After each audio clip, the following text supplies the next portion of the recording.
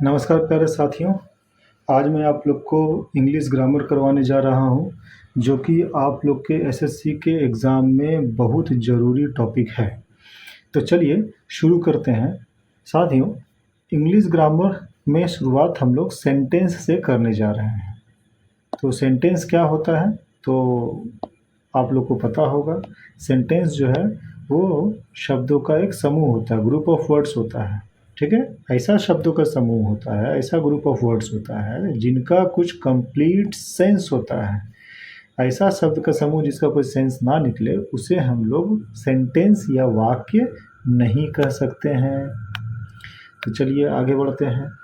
यहाँ पर एक दो एग्जांपल मैं आप लोग को दिखाता हूँ कि कैसे कुछ ग्रुप ऑफ वर्ड्स हैं और इनका कुछ मीनिंग है और इन्हें हम लोग सेंटेंस कहेंगे। जैसे ऑल मैटर इज इनडिस्ट्रक्टिबल। ठीक है, सभी पदार्थ जो है इनडिस्ट्रक्टिबल है, मतलब इनको खत्म नहीं किया जा सकता है।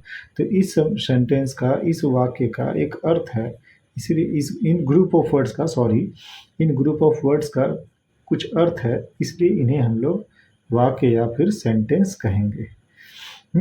इसी तरह से बाकी सेंटेंसेस भी हैं। ठीक है, तो इन्हें आप लोग देख लीजिएगा।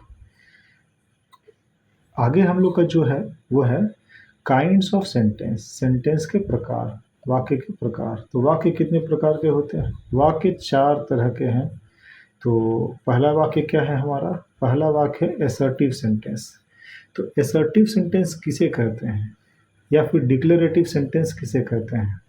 जिससे हम लोग कुछ डिक्लेयर करते हैं, मतलब कुछ कह रहे हैं, सिंपली कुछ विशेष नहीं कह रहे लेकिन बस कह रहे हैं। इसमें स्टेटमेंट या फिर कुछ एसर्शन होता है, कुछ कथन होता है। जैसे Humpty Dumpty sat on a wall, Humpty Dumpty जो एक दीवार में बैठा, जिसमें सिर्फ सिंपली कुछ कहा गया है, इसे हम लोग एसर्टिव या डिक्लेरेटिव सेंटेंस कहेंगे। और अगला कैटेगरी क्या है? अगला कैटेगरी है इंट्रोगेटिव सेंटेंस का, जिसे हम लोग क्वेश्चन भी कहते हैं। वेयर डू यू लिव, जितने भी हम लोग सवाल पूछते हैं किसी से, उसे इंट्रोगेटिव सेंटेंस की कैटेगरी में हम लोग रख सकते हैं। अमूमन हम लोग दिन भर में किसी से बात करते हैं तो एक इंसान सवाल पूछता है, दूसरा इंसान जवाब देता है।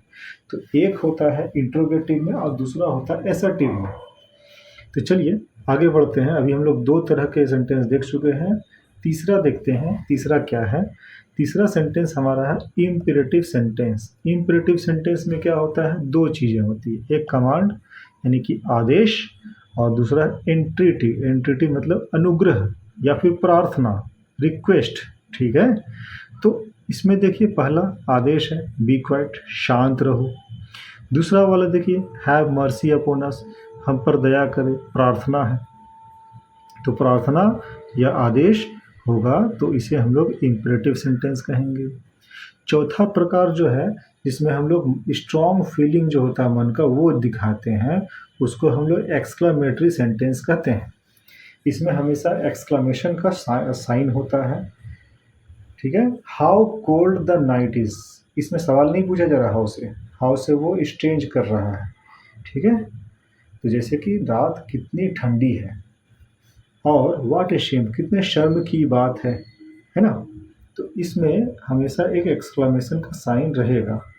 ठीक है, और समझ में आ जाएगा हमें, अगर कोई बोलेगा या कहीं कुछ लिखा हुआ रहेगा, पढ़कर समझ में आ जाएगा कि ये स्ट्रॉन्ग फीलिंग जाहिर किया जा रहा है, इसलिए एक्सक्लामेटरी सेंटेंस होगा।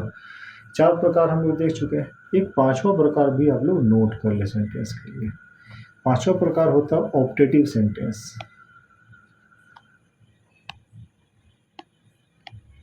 ऑप्टेटिव सेंटेंस, तो ऑप्टेटिव सेंटेंस क्या होता है? जिसमें हम लोग कुछ विश या फिर डिज़ायर करते हैं किसी के लिए, बस जिसमें हम लोग कुछ इच्छा करते हैं, किसी के लिए कुछ कामना करते हैं, उसे हम लोग ऑप्टेटिव सेंटेंस कहते हैं। एग्जाम्पल के लिए क्या होगा? मे किंग लीव लॉन्ग, हाँ हाँ, राजा जो है वो राजा को लंबी आयु हो जाए, राजा लंबे समय तक जिए, ये किसी की इच्छा है, इसीलिए इसे हम लोग ऑपरेटिव सेंटेंस कह सकते हैं।